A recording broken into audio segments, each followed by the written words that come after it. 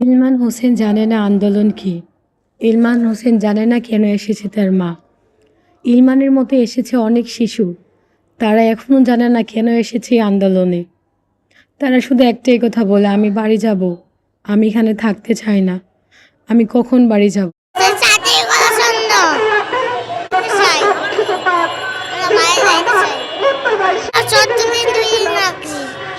মুখে মুখে খাবার দেওয়ার ব্যবস্থা করতে পারেন না, কেন এটা হচ্ছে দেশে? সেখানে আমি ছোট শিশু বাচ্চা নিয়ে এখানে এসেছি।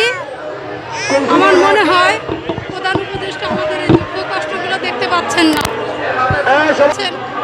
প্রধান উপদেষ্টা আপনার দৃষ্টি আকর্ষণ করে বলছি, আমাদেরকে আর রাস্তায় নয়, আমাদেরকে শিক্ষা প্রত্যাশী অনেক অসুস্থ হয়ে পড়েছে। কোথায় আছেন আসিফ মাহমুদ?